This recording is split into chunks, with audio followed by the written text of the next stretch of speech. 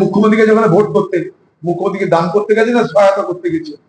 মুখ্যমন্ত্রীরা যখন ভোট করতে, নির্বাচন করতে, ভোটের প্রচার করতে ওখানে পড়ে থাকবেন, ঘুরবেন ফিরবেন, হাত জোর করবেন, কত কান্নাকাটি করবেন, উনি আসেন বলে বাংলা টিকে আছে।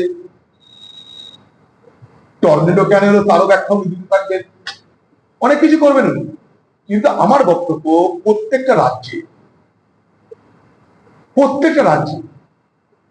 SDRF বলে একটা ফান্ড আছে, স্টেট ডিজাস্টার রিলিফ ফান্ড।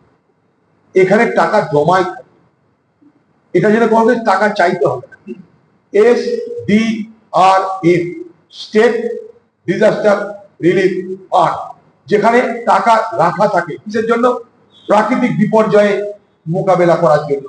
না কেন্দ্রের কাছে যেতে হবে, না বাজারে যেতে হবে, টাকা রাখাই আছে।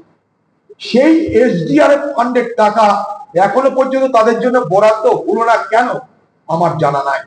এরকম হতে পারে হয়তো প্রাকৃতিক বিপর্যয়ের টাকা ভোটের জন্য লক্ষ্মীর ভান্ডারে ট্রান্সফার করে দেওয়া হয়েছে, কারণ লক্ষ্মীর ভান্ডারে টাকা ছিল না। তাই বাংলার মুখ্যমন্ত্রীর প্রথম আমার প্রশ্ন, প্রাকৃতিক বিপর্যয়ের নাম টর্নেডো, ঘূর্ণিঝড়, ধ্বংসে গেছে জলপাইগুড়ি ময়নাগুড়ি বিস্তীর্ণ এলাকা, কিন্তু আপনার SDRF এর টাকা এক, তার পাশাপাশি ডিজাস্টার রিলিফ যে ফোর্স, ফান্ড এবং ফোর্স কোথায়? টাকা এবং বাহিনী কোথায়? যারা উদ্ধার করবে মানুষকে সেই বাহিনী কই, যারা টাকা দিবে তারা পাচ্ছে না। টাকাটা কোথায় গেল? এই টাকা তো রাখা থাকে আপনার কাছে, এ টাকা তো গচ্ছিত টাকা। এটা আপনাদের সামনে আমি এই জন্যই বলছি, বাংলায় সরকার এই সত্য কথাটা কিন্তু বলতে চাইছে না। আবার বলি, SDRF, state disaster relief fund. পশ্চিমবঙ্গের পাশাপাশি মুর্শিদাবাদ জেলাতেও তাপ দাহ আমরা অনুভব করতে পারছি। দোল শেষ, সর্বত্র আগুন ঝরছে, জলের কষ্ট বেড়ে চলেছে, পানীয় জলের কষ্ট। এতদিন এখানকার পৌরসভা, এখানকার কর্তৃপক্ষ চুপ করে থাকলেও নির্বাচনের আগে তাদের মনে হয়েছে বাড়ি বাড়ি পানীয় জলের ট্যাপের কানেকশন দেওয়া দরকার। বাড়ি বাড়ি পানীয় জলের সংযোগ এটা একটা চলমান প্রক্রিয়া, এটা আজ থেকে নয়। যখন আমরা এই ভোট চালিয়েছি তখনও এই বহরমপুর এবং মুর্শিদাবাদ জেলার বিভিন্ন প্রান্তে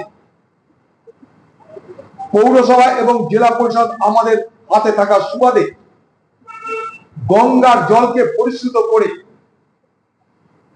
পাইপ লাইন পেতে বাড়ি বাড়ি পানীয় জলের সংযোগ দেওয়ার প্রক্রিয়া শুরু হয়েছিল। বহরমপুরের মানুষ জানে, পাইপ লাইন মাটির তলায় বসানো হয়েছিল বলেই আজ বাড়ি বাড়ি পানীয় জলের সংযোগ দেওয়ার সুযোগ হচ্ছে। কিন্তু এই প্রক্রিয়া অনেক দেরি হয়েছে, অনেক আগে যা হওয়ার কথা ছিল। আজ নির্বাচনের মুখে পানীয় জল দিয়ে আরেকটা মানুষকে ঘুষ দেওয়ার চেষ্টা হচ্ছে। পানীয় জল সরবরাহ অব্যাহত থাকুক, আরো বেশি বেশি করে পানীয় জল সংযোগ দেওয়া হোক, কিন্তু পানীয় জল সংযোগ দেওয়ার ক্ষেত্রে সেই সব বাড়িতে পানীয় জল সংযোগ দেওয়া হচ্ছে যারা প্রতিশ্রুতি দিচ্ছে যে আমরা কংগ্রেসের মিছিলে মিটিংয়ে যাব না। পানীয় জল সংযোগের সঙ্গে এই রাজনৈতিক অত্যাচার বন্ধ করা দরকার। এখানকার প্রশাসনকে বলবো, ইলেকশন কমিশনকে বলবো, বহরমপুর শহরের মানুষকে আমি বলতে চাই, যে যে বাড়িতে কানেকশন পাচ্ছেন না পারা যোগ্যতা থাকা সত্ত্বেও, সেই সব পরিবারের একটা করে চিঠি বহরমপুরের কংগ্রেসের পার্টি অফিসে পৌঁছে দিন। কি করে আপনাদের গৃহে পানীয় জল সরবরাহ সুনিশ্চিত করা যায়, তার জন্য আমি প্রশাসন, ইলেকশন কমিশন, সেই সঙ্গে সঙ্গে হাইকোর্টে যাব। কারণ পানীয় জল সরবরাহ কোনো দয়ার বিষয় নয়। পানীয় জল সরবরাহ এটা ইমার্জেন্সি সার্ভিস, আবশ্যক। এটা একটা পরিষেবা।